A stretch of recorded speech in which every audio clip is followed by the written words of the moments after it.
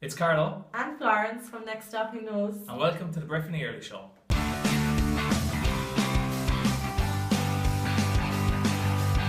Breifne, you come all the way from Ireland for this adventure. Isn't Breifne Earley a real tonic, full of positivity? It's an amazing story, Breifne, with a wonderful, happy ending. All of those things on your bucket list wouldn't necessarily have led you to do the World Cycle Race.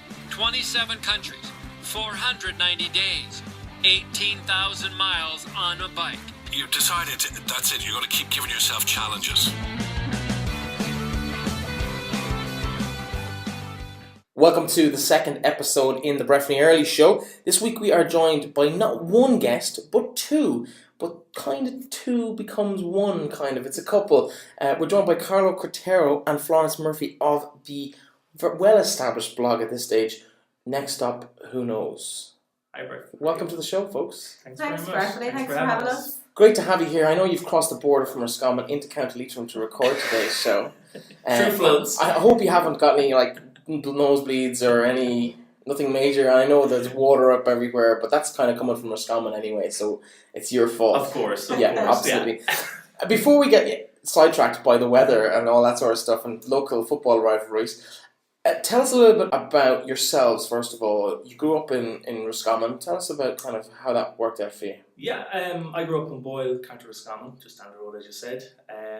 I went to school in Boyle, and then I went to college in Sligo, where I got a degree in pharmaceutical science. After that, I went to Allergan and Westport to work for a few months. Decided that wasn't the kind of life I wanted to go down.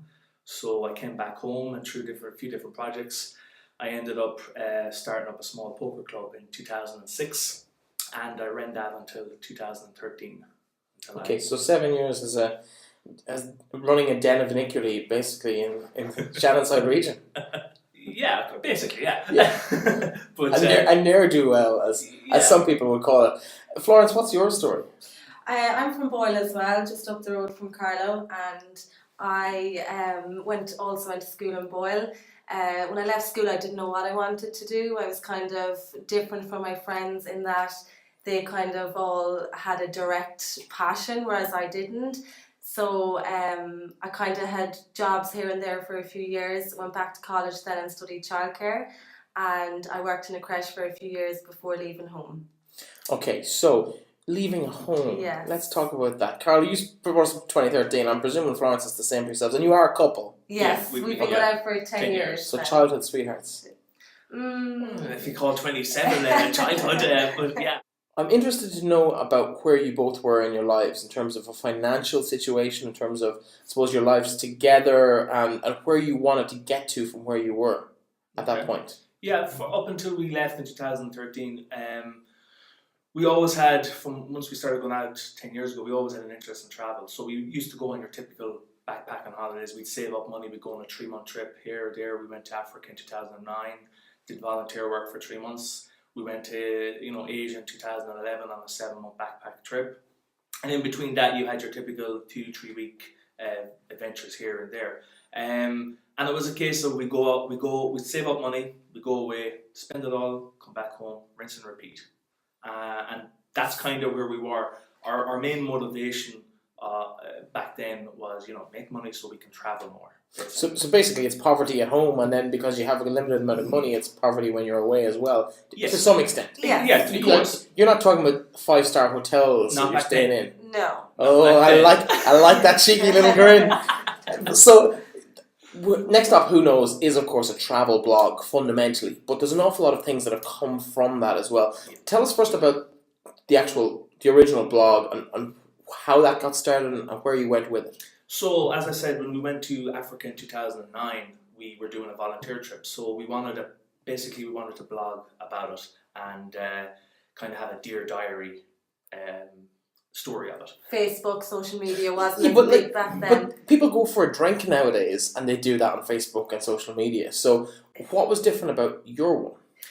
We wanted to keep a diary of our travels so our family could get a more in-depth view, because they thought we were crazy. Like, what are you going over to Africa for? Like, you're mad. So we wanted to show them exactly what we were doing on a daily basis and why we were there. So that was the idea behind it. Yeah, and as I said, it was a dear diary. No one apart from our family had any interest in reading it, and even they back then really didn't dig deep in it. They just want to know you're alive. Exactly, Yes, and that was basically our way. But it was also, I knew back then that even if nothing came about from the blog, we would always have these memories written down so we could look back on, and that's the value of doing what we did back then. And when did the nucleus of the idea that maybe you could make a bit of money out of this, or maybe you could actually leverage the blog to get, as you mentioned, 5-star hotels, when did that become a thing? So in 2013, like you asked, we were both, I was working full-time in a crèche. Carlo had his poker company. I was living with my sister. He was living at home. We hadn't actually got a house together because in the back of our minds, we knew that we weren't going to settle in Boyle for 10, 20 years. We didn't want to get a mortgage, and that was always in the back of our minds. So we had planned to actually do a 7-month trip in South America. Like Carlo said, it was going to be a case of saving up all our money, going away, having an unbelievable time, but coming home with no money. And I remember the day I said it, I just felt like it kind of detracted from the whole experience, because I knew we were going to come home a little depressed, wanting to go again, but just not having the funds to do it. I'm pretty sure I know that feeling. Yeah, so I guess a lot of people do. So I just turned to Carlo and I said, look, I really want to do this travelling.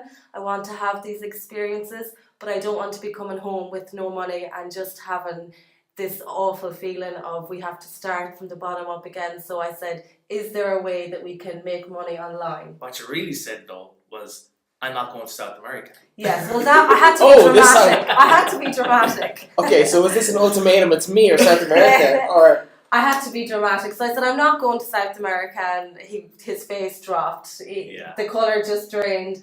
He said, why?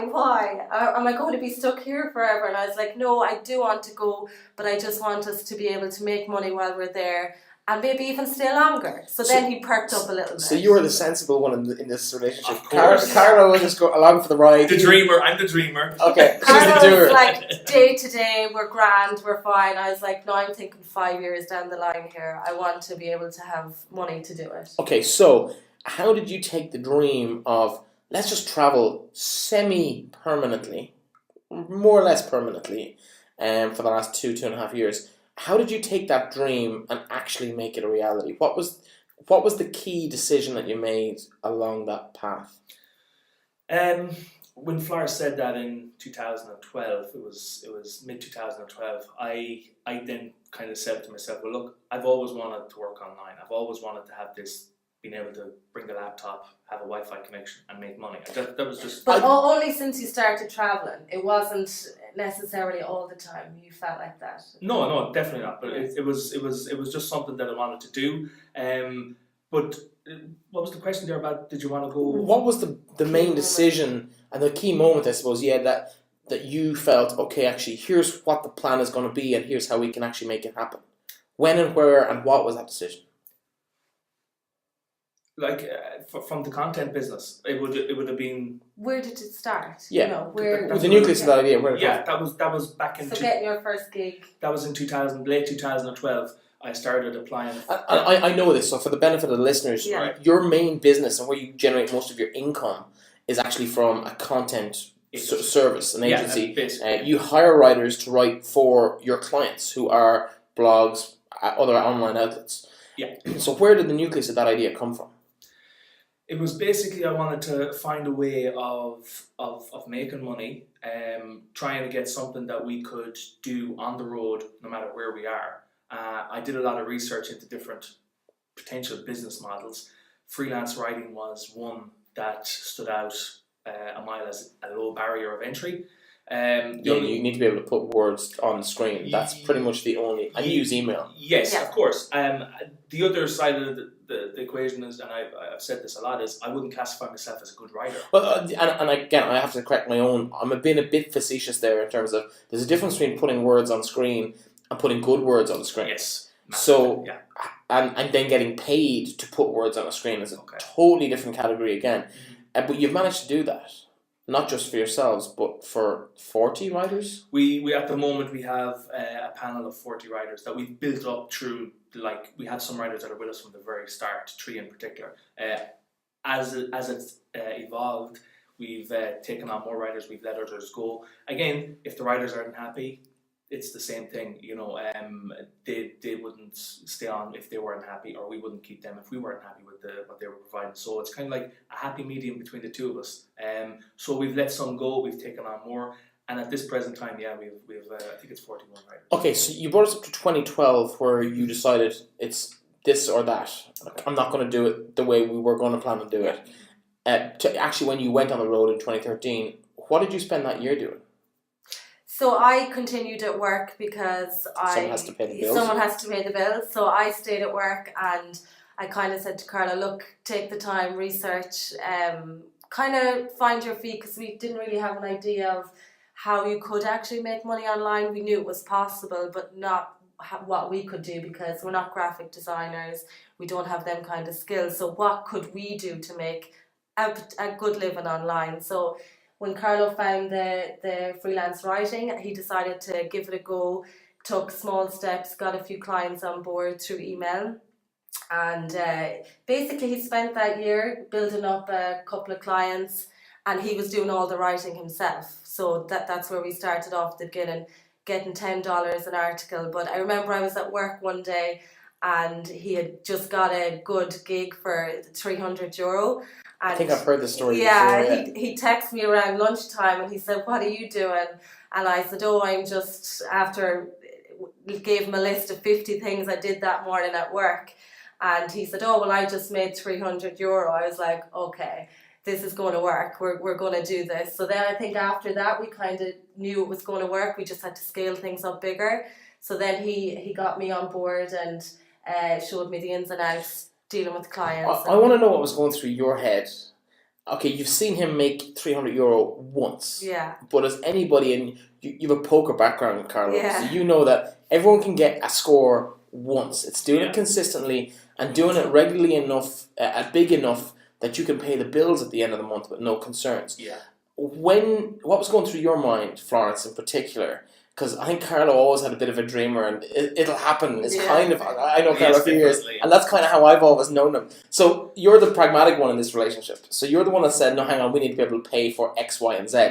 So when did you get on board, and what was in your mind, like when you handed in your notice from work and you booked the plane tickets? Was there still worries in your head? I guess there was, because up until then I knew I would have my paycheck at the end of every week, and even though it wasn't going to change massively in the amount I was getting, it was guaranteed. But I think when Carlo texted me that morning and said that he had made €300, I knew it was possible, and I knew that he's determined enough to pack that bag and get on the road, that it wasn't going to be a once-off thing. If he can make that morning, well then we can both scale things up even more. And the reality is, some of the places you've lived over the last 2.5 years, because I've really enjoyed following your travels from Thailand through Southeast Asia, India, South America, Brazil. I know Spain was on the list as well at some point. It's been a phenomenal journey that you've been on over the last, whatever, 2.5 years, 30 months or so. €300, even if you only got that once a week, in some of those countries you could live like a king for a month on that. Yes, and Breifne, that was always in the back of my mind as well. Our aim was, starting off, was to make €1,500 a month, because we knew that we could live. It's somewhere like India, or Thailand, or Malaysia. Thailand. Comfortably on that. Well, India's cheaper again. Yeah. But Thailand, I don't know how, if you want to be based in India, power cuts and internet shortages might be a bit of an issue, but Thailand is definitely more reliable for that sort of stuff in terms of being accessible all of the time, pretty much wherever you go. It's a very brave step, and I suppose what I want to get out of you over the next 20 minutes or half hour while we have you here is someone who's listening to this podcast who might be in that place you were in, maybe coming up to the middle of 2012, you're stuck in a rut, you really want to see a bit more of the world, you feel like you've maybe not quite achieved what you wanted to when you left school or when you left college, and now you might be mid-20s, late 20s, kind of going, I'm not really sure I'm doing what I want to do with my life. I had all these dreams and I've done none of them. And now, I suppose the three of us are kind of living proof that it's never too late. I was in my 30s when I started chasing my dreams, 30s, 20s as well. So it's very possible to go and do it, but I want you to give me 3 pieces of advice, and as much detail as you can give me in terms of where people can go and how to maybe make that decision, or should they make that decision? Yeah, I think the biggest piece of advice would be, I think coming from a poker background as well, for me it was I had to be all in with this decision to move away. You have to, or not even to move away, but to take that next step. You can't just do it like 50%. I think you have to do something like this 100%. You have to be committed to say, okay, I want to make this work. It's not going to happen in 1 or 2 months, maybe not even in a year.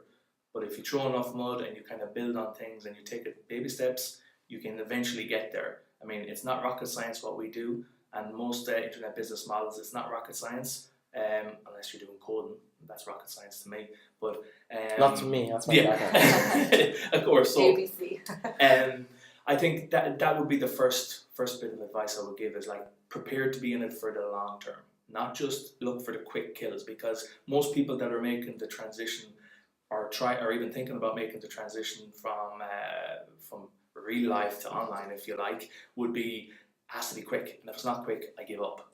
Yeah, they're expecting to replace their bricks and mortar paycheck with the same on an online stream, and that's just not really practical. Not at all. And I mean, in most cases, unless you're very lucky. Yeah. Well, yeah, exactly. And I mean, and that doesn't happen too often, as everyone knows. I mean, unless you do, as you said, you strike it lucky, maybe you develop an app and it goes viral or something. Well, like for every one crystal swing, for example. Yeah.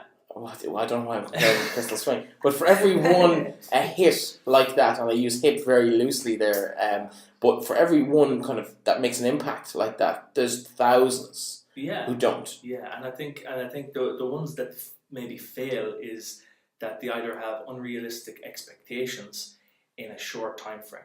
And we've seen that, like living in Thailand, in Chiang Mai is kind of a hub where digital nomads come to stay, and we've met so many people that just come with unrealistic goals that they think they're going to write an ebook and that's them set for life. But they can do nothing but fail because, as you said, only one is a hit and there's 1,000 others that don't get there. So I think it's just to set realistic expectations for yourself and take baby steps and get there. Exactly. Like as Flora said there earlier, we had a goal of making $1,500 a month because we knew that would basically be enough for us to survive in somewhere like Thailand. After we achieved that, our next goal was to hit 4K a month. When we did that, then we aimed for the 10K.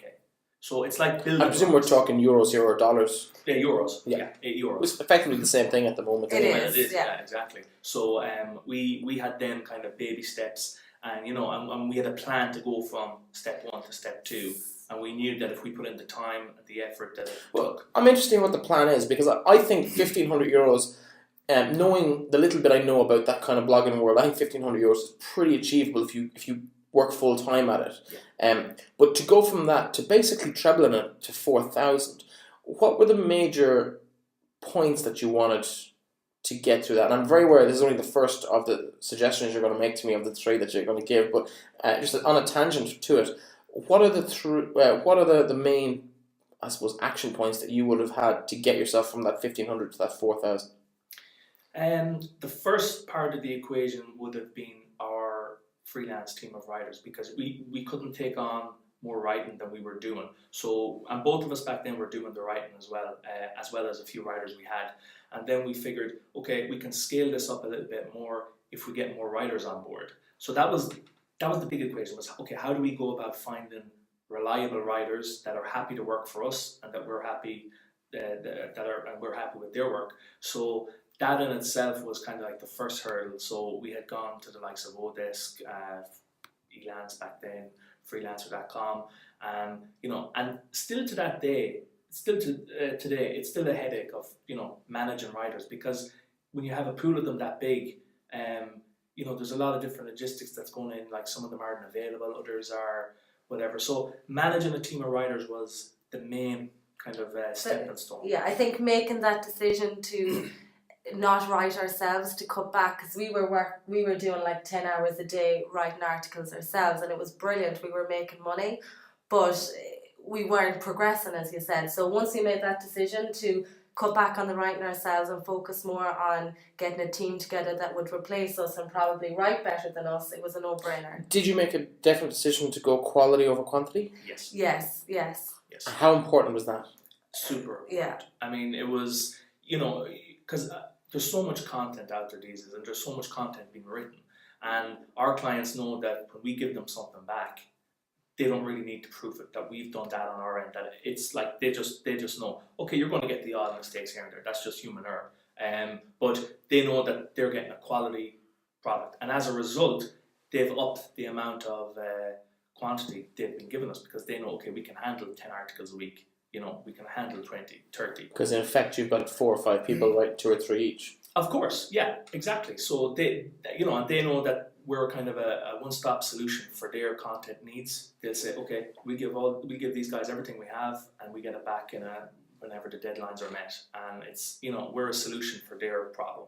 And in down the line, our writers are a solution for our problem. Okay, so your first suggestion was be all in. Yeah. What's your second suggestion? Again, going back to that person in 2012 in terms of making that decision. I think it would be, for me as well, another big point is, and I made it from the start, is, you know, everything nowadays is like social media and that. So you've got to build relationships, okay? If you're a nobody with, you know, no picture to your name and your contacting companies, they're not going to want to know you. They want to know a real person.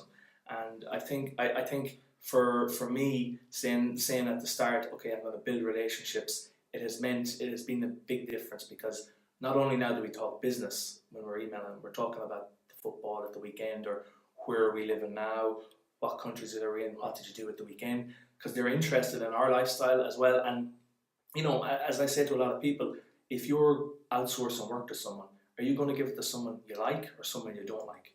Of course you're going to give it to someone you like. Yeah, absolutely. That's how the world works. Yeah, that's exactly it. And I think building relationships goes across the board. It means just getting yourself out there, joining groups on Facebook, getting into these forums, and just putting your name out there, so that when you connect with people, it's all a ripple effect. I mean, someone might say, "Oh, I know Carlo does freelance writing. I have a gig. I'll pass it on to him." And well, it's crazy, because when I came home, I met people at the first few events I went to. Whatever, I met people who'd been following my blog the whole way along, and it was kind of interesting, because it was kind of cool that people would come up and say, "Oh, hi, Breifne, how are you?" Yeah. I had no idea who they were, and how would I? Do you know what I mean? I'd never met them. You're not expected. So they would know everything about me. But when people started telling me backstories that I couldn't remember from my own trip, exactly. And then when they're talking, "Oh, that time when you did that, or you met this person, or this person said that to you," and I'm like, I have no idea what you're talking about. Yeah. And then they go, "Oh, no, you were in this city," and then it kind of starts coming back, and they're right. They're absolutely spot on. And I'm like, man, you remember that better than I did. Yeah.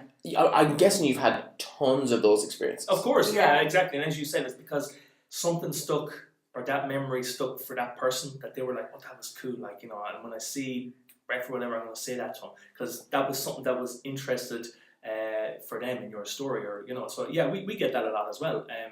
People that are fascinated about a certain country we've been in, or, you know, for example, when we were in India, we went to a rat temple in northern India. A rat temple that houses. I need to know more about that. Yeah, I don't want to go there. Yeah, but I need to know more about it. It's in God's name is a rat temple? So in northern India, it's like Splinter and the Turtles.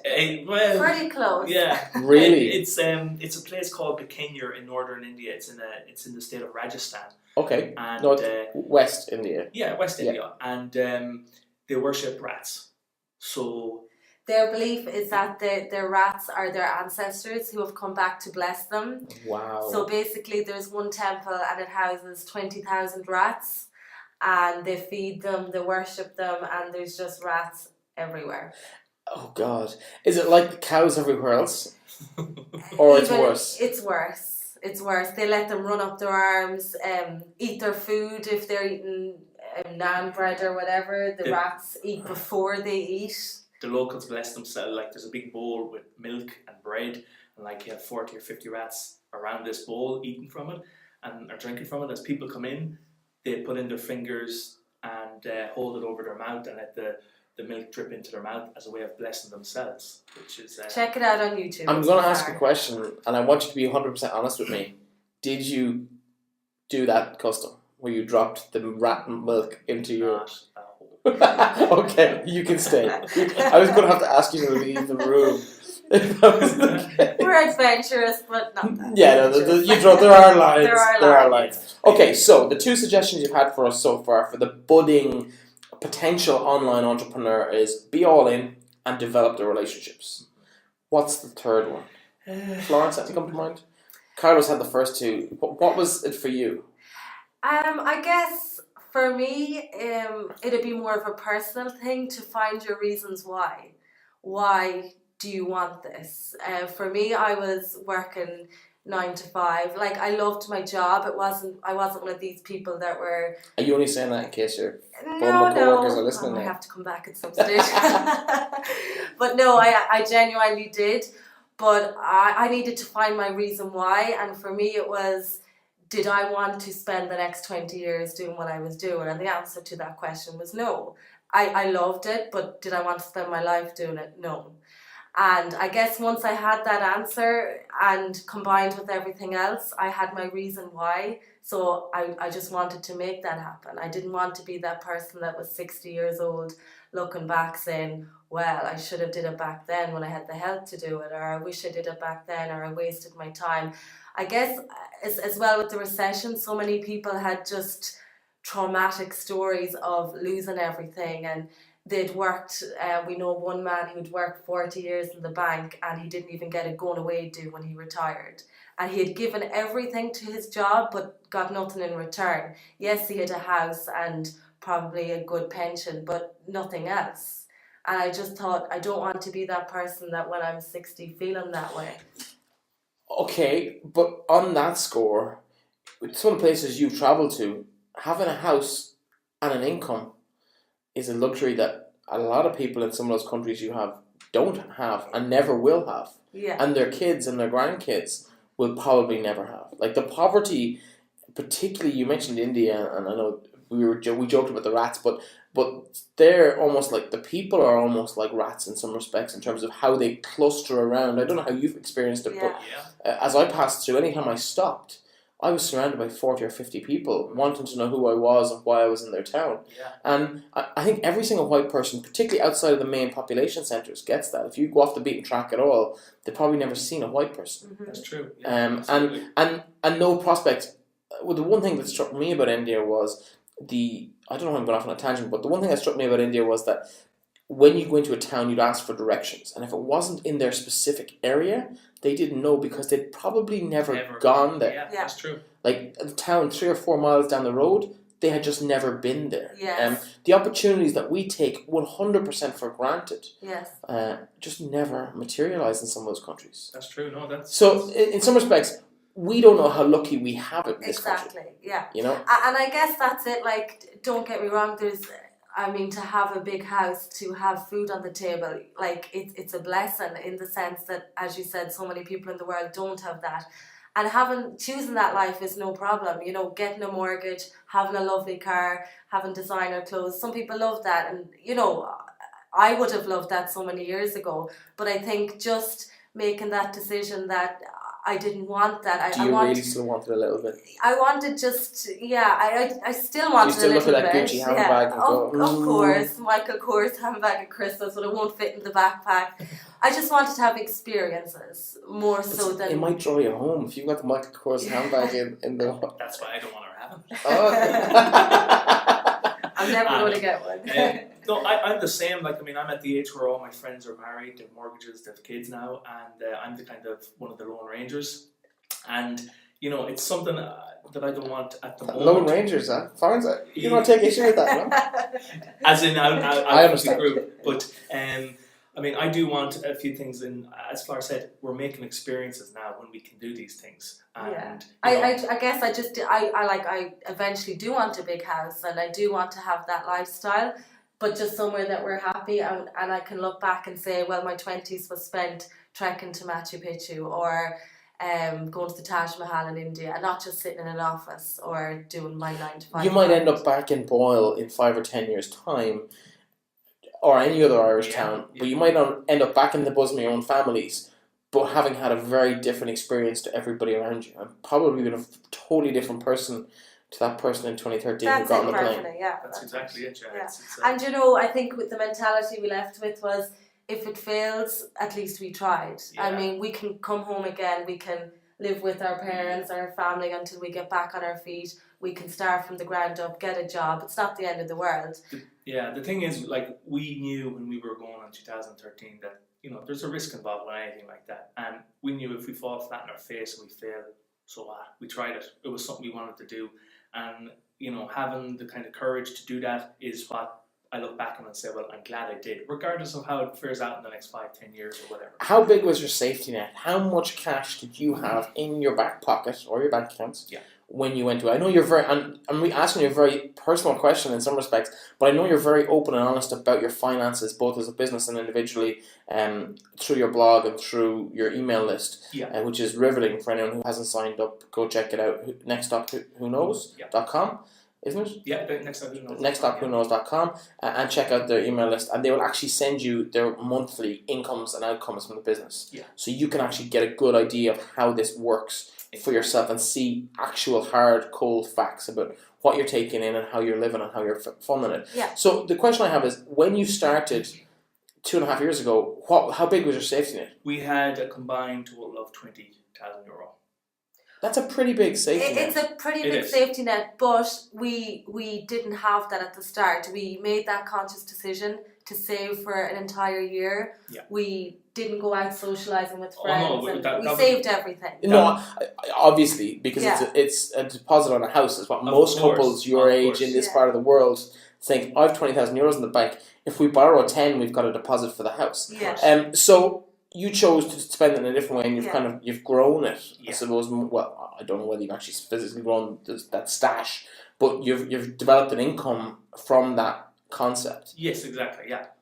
But did we need that much money? No, not at all. Oh no, that was not. our personal. We know guys that have come over to us in Chiang Mai. Couples have come over to us in Chiang Mai when we were there just recently at the start of the year for a few months, and they came with $1,000 in their back pocket with the intentions of grinding it out and making it work. And they're still living in Thailand, so they're making it work. Do you need that little bit of a safety net though? Like, if you go back to your situation, if you had $1,000 between you, would you have made it as successful as you are? Well, with the clients we had built up when we left, we would have been okay because we had built up a kind of a base of clients so that if we had only 1,000 in our back pocket leaving, we had still clients giving us content that we were able to write and make money from. But the reason why we wanted that safety kind of net is, we didn't know how it was going to fare out. We didn't know if 5 months down the line the whole content thing was going to be wiped clean and that we were left with nothing. So we wanted that buffer, if you like, to figure out, okay, we have potentially 20 grand here to maybe invest in an online business or, put towards another online business that we might be able. Investing wasn't our goal. No, it wasn't. But I'm just saying, if things didn't work out the way they have worked out for us, we would have had 20,000 to maybe do something with that would give us some leverage to, not have to go backward. There's not too many couples in their 20s, 30s that would have that kind of a pool of money, and I suppose it must take a huge commitment to give up the socialising, to give up the few drinks with the lads, to definitely the girly days out, whatever it is. I'm being very stereotypical here, but you know what I mean. Yeah. To give that up for 12 months with this in mind, and I think, well, I'm delighted to see that the results in, I know 2 of your goals for last year were, one, to have a month where your income was greater than 10,000 euros, and you tick that off the list, I think, in August last year. That's right, we had the first one. By November, your second goal of 100,000 in the year. Yeah. Cleared, like, that's phenomenal. Yeah. But we're not dealing in astronomical money either. We're not talking millions here. We're not even talking quarters of millions. We're talking about achievable targets, good salaries by Irish standards, and you're living in some of the most exotic places, which tend to be slightly cheaper. Exactly. So your standard of living is just as high in some respects, probably even higher because the weather is just probably out of this and world. Beaches. Yeah, exactly. And the food is probably just as good as anywhere else. But the cost of living is probably slightly lower in most of the places you live. So the money you're making, which will be a good standard of living here, goes so much further over there. Yeah, exactly. And that's why, when people are, maybe thinking, I want to go away and make money, they don't need a ton of money. They just need to have enough that will get them doing what they want to do, whether that's relaxing by the beach, doing a few hours online, whatever it is. As far as Sable, her tip was, you have to figure out what you want from this, and you have to think hard, because what's the end kind of game, or 1 year, 2 year goal that you have in mind? I guess what I want to say is just there's no point in obviously being silly about it. I mean, you can't just pack a bag and leave home with €100 in your back pocket and say I'm Some going people do, to though. make. Some people do, but I Yeah, mean, but again, they're the 1 in a million. Yeah. Yes. Most of those people make a call a week later. Mommy, Daddy, That's it. Yeah. No, can you that send me happens. money for an airline ticket home, yeah, please? yeah, Or can you just tell me when to be at the airport? yeah, That's much more realistic in that situation. yeah. I think €100 is completely out the wall. €1,000 to me sounds like very small. Yeah. It does. 20,000 sounds like a lot. Lot. I would have thought somewhere in $3,000 to $5,000 Yeah. euros, £2,000. That kind of range is probably somewhere around what's manageable to get together relatively easily for most people who are working. Exactly. And And it's enough to make a good go of it. You can. you've got a bit of a buffer. Yes, exactly. Also, just so like, you know, when we say we saved up all that money, we did, but we also, if you rewind back to 2011, we went to Asia for a 7-month backpacking trip, and after 3 months, I did my back in. We were forced to come back home. So we had a big budget for going for that 7 months. We had more or less over half of it left. So that was a buffer to start off our savings as well. So we had that kind of little buffer when we were coming back, saying, okay, 2 years from now, we hope to, you know, make the plunge. And it was a vision. It wasn't a case of, you know, it was, as you said, long term. We wanted it, and it wasn't. And I mean, you have to, as Flora said, you put in a lot of sacrifices, and you miss out on a lot of things, and Michael you know. Kors handbag. Okay, now I have a question for you. I'm going to play devil's advocate for a couple of minutes. Okay. Someone's listening to this show. They have a couple of kids. They've got a mortgage. Is your lifestyle possible? Absolutely. How? Because I think that's the nucleus to this. Is if someone's sitting there going, and I'm thinking of people in my own life, friends, family, who would love to do something like this, even maybe on a truncated version, not maybe full time, but maybe for 3 or 4 months, maybe when the kids are off school for the summer. Exactly. Let's go 3 months traveling, but they may have a kind of a part-time job or a full-time job that doesn't pay that much. They've got the kids, they've got other commitments. How do you make it happen in those circumstances? Well, I think the first thing to realize is that because of our lifestyle, we're traveling, we're going here, we're moving there. This business does not. You don't need to do that. Obviously, if you want to, like we do, yes, it's mobile. If you don't want to, of course, you can stay at home with, you know, you have your kids, you have your mortgage, you can do this part time, as you said. We have a few of our riders that are in exactly that situation that you mentioned. They have kids, they have a mortgage, they're living at home. They do a few hours in the evening, or maybe they work hard at the weekend with the riding. They take on as much as they feel they would like to do. That would maybe save up for a holiday with the family in a couple of months in the summer. So we have plenty of, we have at least 5 of our riders that are in that position, both male and female. So they take it upon themselves to decide how many hours they would like to do. They know the work is consistent from us, so they can plan around that. If they don't want to take on work some weeks, they let us know the week before. It's no problem. So it's a very manageable situation. That's in respect to the working online. Yes. Yeah. Exactly. As regards the travelling lifestyle, if you have a mortgage and kids, yeah, it's going to be a bit more difficult, but it's not impossible. Not impossible. We've met like such inspirational people, families who have a mortgage on their home, they've rented it out, and they Airbnb or even have long-term tenants, and they take everything mobile, and they just their view was, for the most part, was that they want their kids to have experiences, so they homeschool them, they do all that kind of stuff just to make this dream possible. Yeah, I think the people I had in the back of my mind, I'd be worried for the kids if they were to homeschool them. Patience might not be top of the agenda. But no, it is a dream for most people, and it's fantastic that you've made a real go of it. I think it's an absolute credit to yourselves and the work that you've done over the last few years. What have been the highlights for you? Of the last 2.5 years? Yeah. I think for me, I've said it before as well, being in Rio for the World Cup, for the 6 weeks of the World Cup. Okay, actually, yeah, I need to talk to you. Okay, this is bringing back memories for me now, right? Because I had hopes to be in Brazil. Didn't quite materialise that way. I ended up being in Thailand, watching it on Thai and Malaysian TV, which in itself is an experience. Yeah, it could be worse. Well, no, I'm not sure it could be worse. It gives you a whole new, it gives you a whole new insight into how good British and Irish television is when it comes to sports. Appreciation, yeah. But I remember at the time, now correct me if I'm wrong, and you probably will, but did you get a free accommodation right beside the Maracana Stadium? How? Okay, so we got contacted through a guy we were friends with online that was friends with a guy, a real estate agent, basically. This is coming This back is to the building the relationships. relationships, Exactly. yeah. Of course, it all comes back. And he was based in Rio, this guy, and he contacted us and says, listen, I know you do some kind of promotions through your blog and stuff. He goes, we have a guest house that's open, 10-minute walk from the Maracana Stadium. They're newly opened. They have no idea of how to do things online. They don't even know how to do email.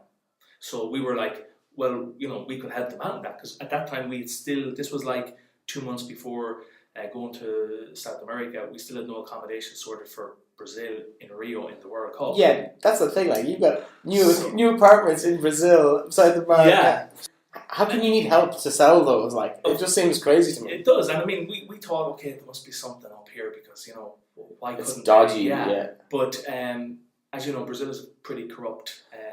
So they couldn't put up signs outside their guest house. You had to pay a huge fee to the local police and all this. We found out after. So the guy came to us and says, I can cut you a deal where I can get you to stay in the guest house for the duration you're in Rio, whatever that is. And in return, you help these guys out with some social media, get them set up on Hostel World, try and get a few guests staying in the hostel when you're there.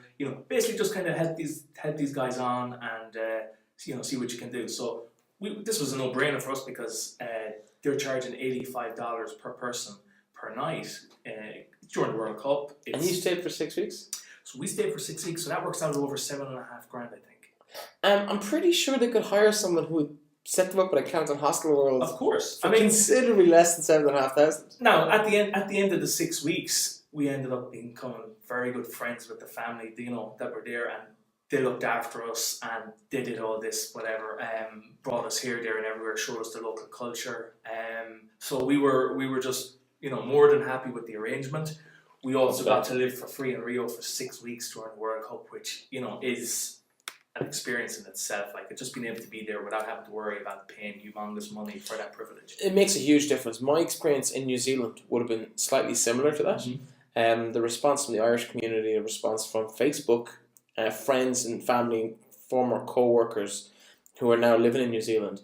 I was in New Zealand, I think 6 weeks, just shy of 6 weeks, and I paid for 3 nights accommodation. Exactly. And from a financial point of view, it takes that onus completely off you. Yeah. I know you have an ebook about how to wrangle yourself, and it's just a play-by-play strategy as to how to get complimentary rooms, not underhanded, but how to genuinely offer something in return, which is very important. Relationship. Yeah. So again, you're looking for complimentary stays, but you're also providing some value to the hotel or the guest house or wherever you're staying.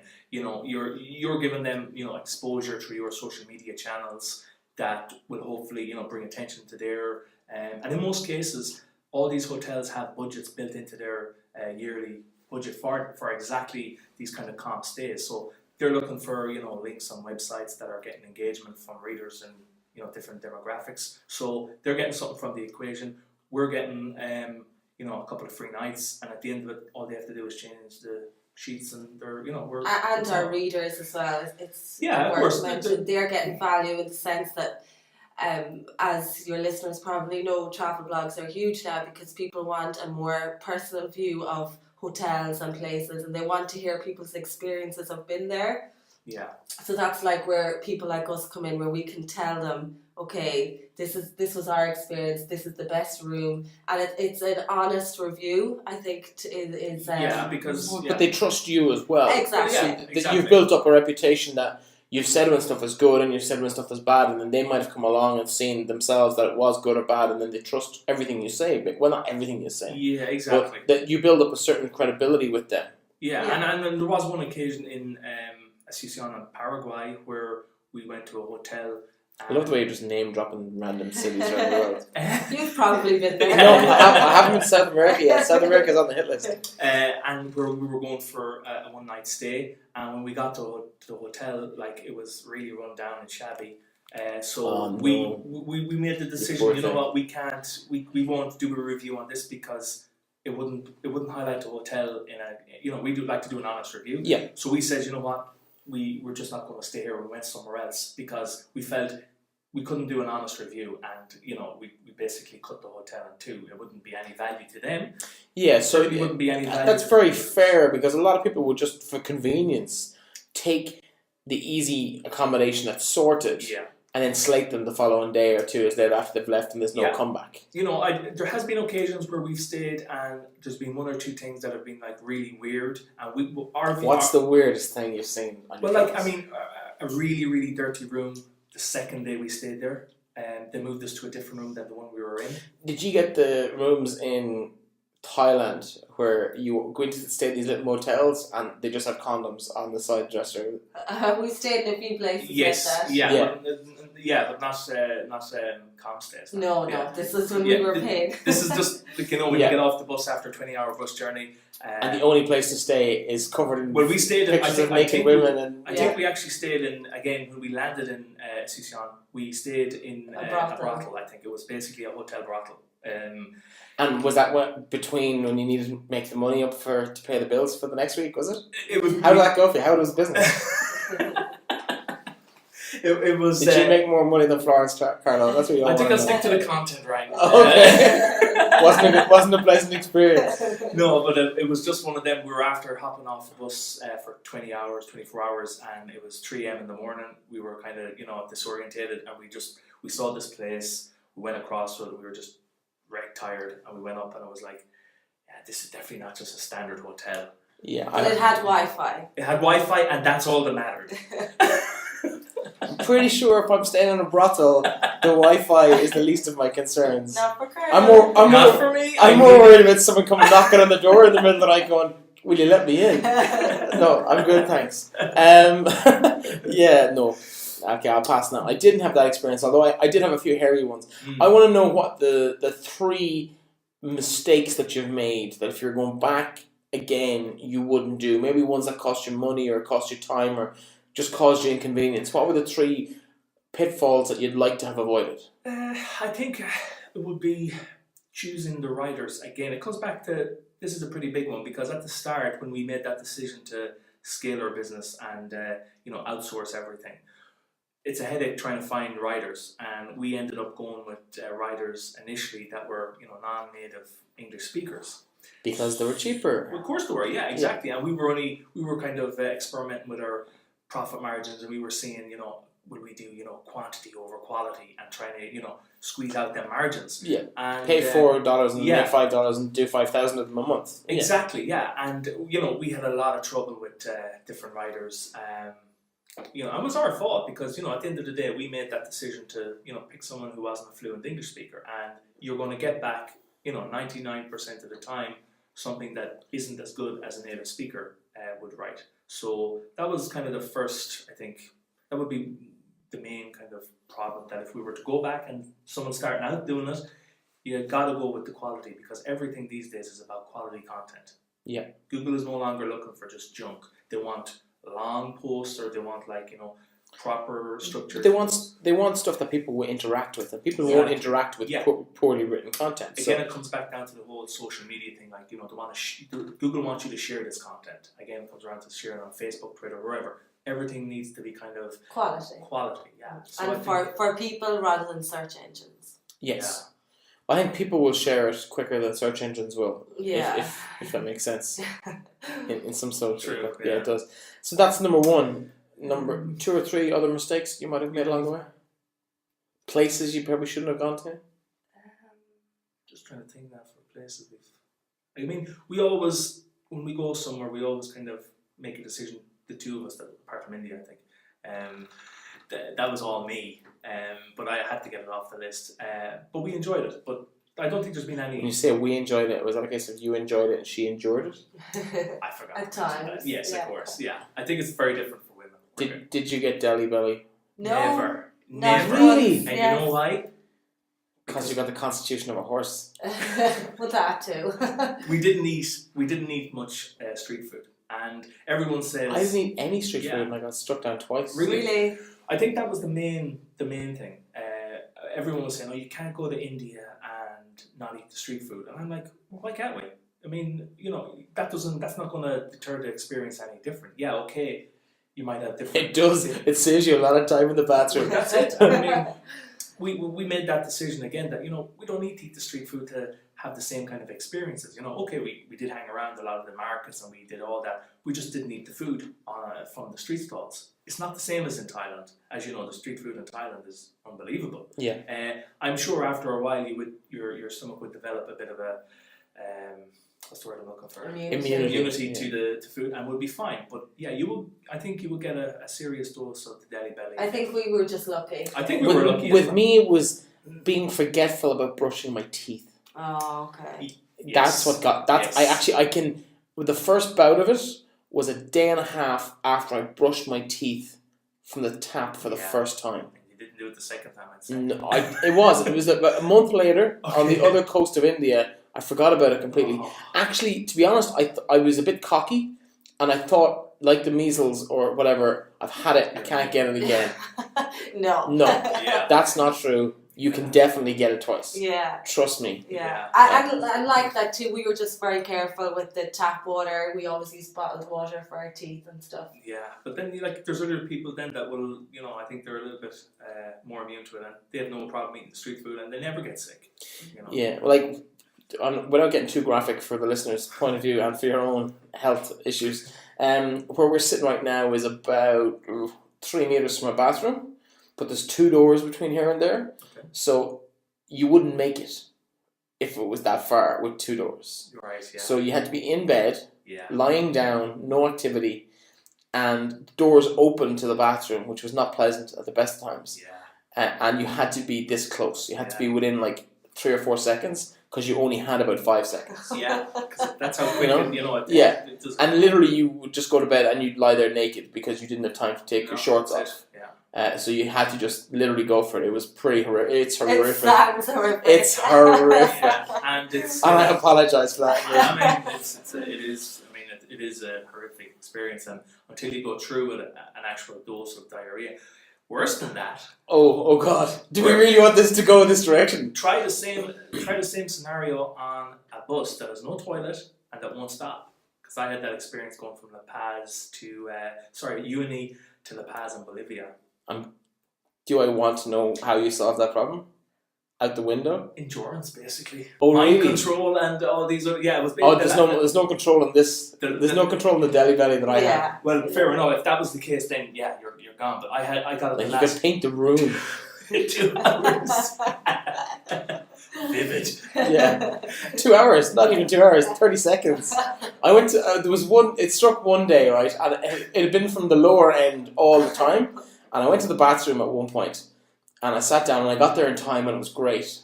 And then it came out the top as well. Oh, perfect. And it was projectile. And it was the other. I embarrassingly, I tried to clean it up without the staff in the hotel seeing it because I was actually in quite a nice hotel at that point. And I had to ring reception and say, I'm really sorry, but there's been a bit of an accident. An explosion. Yeah, and luckily it exploded from the top end, not the bottom end. Yeah. So it wasn't quite as bad as it could have been, but it was pretty bad. Stories from the road. It's all part of it, yeah. That is. Looking back, it's, I've forgotten about that actually. Yeah. I'm cringing here thinking about that poor guy that came in to clean the room. Oh. Anyway, let's move swiftly on from that. And this isn't going to make the edit anyway. It's going to be fine. I'll cut all this out. But the third lesson that you probably picked up from the road, if you haven't. Just let me think, is there anything? It's probably very hard to put your finger on specific things. Anything. In terms of, say, where you would have wasted money, not necessarily in the business, but in lifestyle. Yeah. What was the biggest drain on your money, apart from, say, food and accommodation? Over the past 2.5 years, I would say, money or accommodation and food, tours were. And I mean, there was a few tours we were like, that was a waste of money, but that's what it is, you when you make the decisions to go on a 1 day, 2 day tour, whatever it is, it is, you're getting some experience regardless. I wouldn't say it was a waste of money. I'd say that's just part of the story. Yeah. Do you find a new value on money? Absolutely. Yeah, I think you would have to. When you see what can be achieved as well, and you go, okay, we can save X amount of money if we're, shrewd about things, and you can put that to some use later on. You need what you survive in your day-to-day, whatever, it costs to live at home or when you're away. But you do try and place a bigger value now. We want to save more. We want to put something away so that eventually when we do kind of want to maybe buy somewhere as an investment or somewhere to settle for a while, we have that kind of money available to us without a mortgage, which is a big thing. Okay. I finish the show off every week by asking a very simple question. And that is, what can the listeners of this show do for you? I'd say it's just, check us out on our website at nextstopwhoknows.com. See our about page, kind of, go through some of the posts we've written.